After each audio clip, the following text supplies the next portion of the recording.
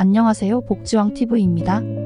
오늘 영상은 기초수급자 분들 부모님, 자식들, 형제자매, 지인에게 돈을 지원받거나 빌리시는 분들 많으실 텐데요.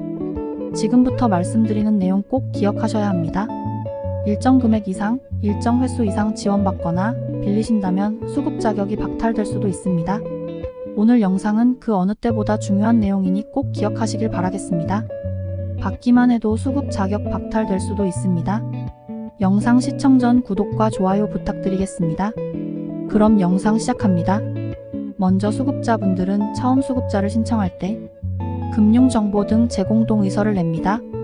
금융정보 등 제공동의서를 내지 않으면 수급자가 될 수 없기 때문에 수급자이시라면 모두 다 이걸 내셨을 겁니다. 그러면 정부는 이걸로 수급자분이 주기적으로 금융자산을 파악하고 주기적으로 수급자의 금융거래를 확인합니다.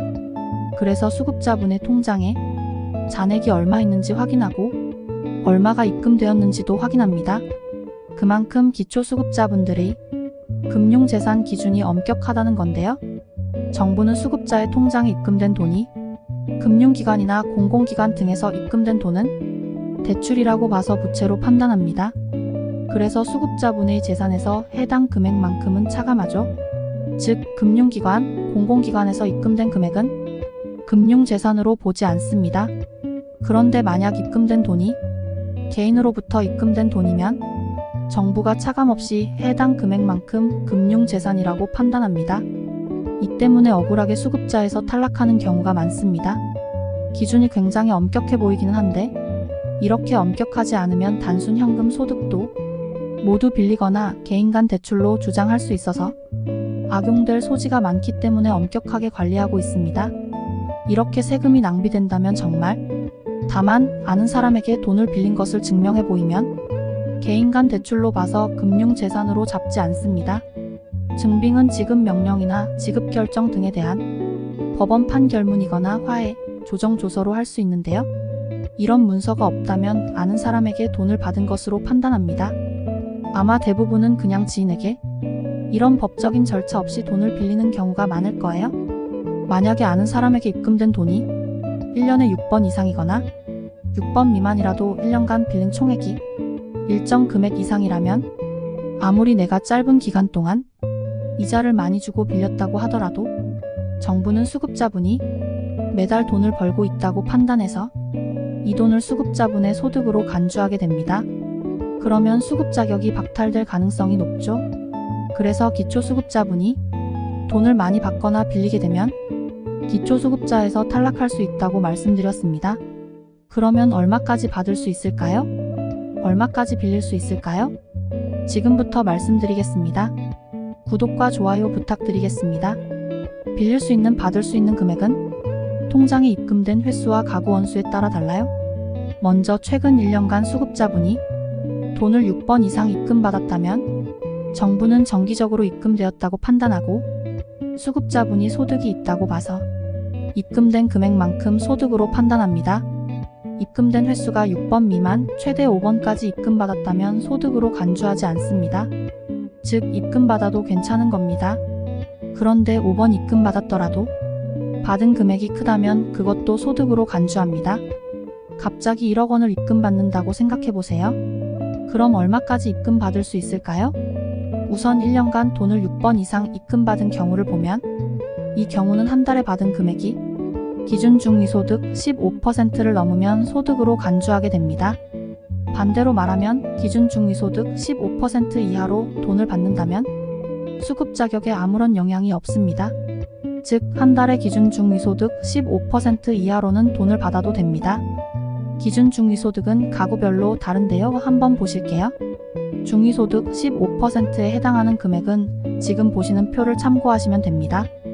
1인 가구는 311, 684원, 2인 가구는 518, 423원, 3인 가구는 665, 222원, 4인 가구는 810, 145원, 5인 가구는 949, 603원, 6인 가구는 1814, 197원. 그래서 한 달에 받을 수 있는 돈은 1인 가구일 경우 31만원, 2인 가구일 경우 51만원, 3인 가구일 경우 66만원, 4인 가구일 경우 81만원까지 입금 받을 수 있고 기초수급 자격 유지에 아무런 영향이 없어요. 그래서 만약에 혼자 거주하시는 분이 부모님으로부터 매달 30만 원씩 입금받거나 4인 가구가 형제로부터 매달 80만 원씩 받아도 수급비에 아무런 영향이 없습니다. 받아도 됩니다. 그럼 만약 어느 달에 이 금액을 넘었다면 어떻게 될까요? 예를 들어 65세 부부가 자녀들에게 매달 30만 원씩 받고 있었습니다. 그런데 자녀들의 조카가 10월, 11월, 12월에 각각 30만 원을 준 거예요. 그래서 1월부터 9월까지는 통장에 매달 30만 원이 입금되었는데 10월부터 12월까지는 매달 60만 원씩 입금된 것이죠. 이럴 경우 65세 부부는 9월 달까지는 2인 가구 중위소득의 15%인 51만 8,423원을 넘기지 않아서 자녀에게 받은 금액이 소득으로 잡히지 않고 10월부터 12월에 받은 금액 60만 원은 이 기준을 넘어서 차액분인 8만 1,577원이 소득으로 잡히게 됩니다. 그래서 65세 부부가 3개월간 받은 금액의 차액분 8만 1,577원의 3개월치 244, 731원이 연간 소득으로 잡히게 됩니다. 이게 1년간 잡힌 소득이니 이 금액 244, 731원을 12개월로 나누면 한 달에 394원이 나옵니다. 그래서 정부는 이 금액을 수급자분의 매월 소득으로 판단합니다. 그래서 지금 받는 생계급여에서 이 금액만큼이 차감되죠. 만약 65세 부부가 받는 생계급여가 394원보다 적다면 생계급여 수급자에서 탈락하게 됩니다. 수급자분이 1년 동안 6번 이상 받은 경우는 이렇게 계산이 되는데 그럼 1년 동안 6번 미만으로 돈을 받는 경우에는 어떻게 될까요? 이 경우 1년간 받은 돈의 총합이 기준 중위소득 50%가 넘으면 소득으로 간주합니다. 반대로 말하면 1년의 기준 중위소득 50%까지는 받아도 된다는 거죠. 기준 중위소득 50%까지는 입금 받아도 소득으로 안 보는 건데요. 기준 중위소득 50%는 아래 표와 같습니다. 중위소득 50%는 1인 가구는 138 946원, 2인 가구는 1728 78원, 3인 가구는 217 408원, 4인 가구는 2700 482원, 5인 가구는 365 344원, 6인 가구는 3613 991원입니다. 그래서 1인 가구인 경우 1년에 103만원, 2인 가구는 연간 총 172만원, 3인 가구는 연간 총 221만원, 4인 가구는 연간 총 270만원, 5인 가구는 연간 총 316만원까지 받아도 수급비에 전혀 문제가 없습니다. 만약 이 이상 받으면 중위소득 50%의 차액을 12개월로 나눠서 한 달 소득으로 계산합니다. 예를 들어 4인 가구 수급자분이 부모님에게 270만원을 받았다면 이 금액이 4인 가구 기준 중위소득 50% 금액인 270만 482원보다 낮으니 소득으로 안 봅니다. 즉 아무런 문제가 없다는 거죠. 여기서 270만원은 한 달이 아닙니다. 연간 270만원입니다.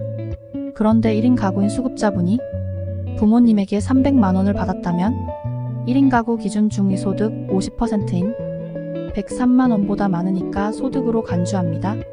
그래서 300만원과 103만원의 차액만큼을 1년간 소득으로 간주하는데요. 부모님께 받은 300만원에서 1인 가구 기준 중위소득 50% 금액인 103만 8,946원을 뺀 금액인 196만 1,054원을 12개월로 나눈 금액인 16만 3,421원을 월 소득으로 간주합니다.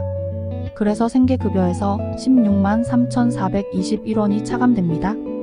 만약 지금 받는 생계급여가 16만 3,421원이 안 된다면 생계급여 수급자에서 탈락하게 됩니다. 1인 가구 기준 6번 이상 받은 경우는 1년에 최대 374만원까지 받아도 수급비에 전혀 영향이 없는데 6번 미만으로 받은 경우는 1년에 103만원 이상 받으면 수급비에 영향을 받으니까 기준이 좀 더 엄격합니다. 그런데 예외도 있습니다. 만약 이렇게 기준을 초과해서 받은 금액이 임대보증금이나 혹은 수술비처럼 돈을 꼭 써야 하는 곳에 사용했다면 소득으로 간주하지 않을 수도 있습니다. 그러면 이런 분들도 계실 것 같은데요. 정부가 수급자분의 계좌 거래 내역으로 소득을 확인하니까 몇몇 분들은 현금으로 빌리면 괜찮겠네? 라는 생각을 하시는 분들도 있을 것 같은데요. 이런 경우는 사실 정부가 확인하기는 어렵죠. 하지만 수급자분이 이전과 비교했을 때 지출이 증가한다던가 소득이 그대로인데 소비가 늘어난다면 이 사람은 확인되지 않는 소득이 있다라고 간주하고 나중에 확인할 가능성이 높습니다. 그러니 현금으로 받으신다고 해도 주의하셔야겠죠?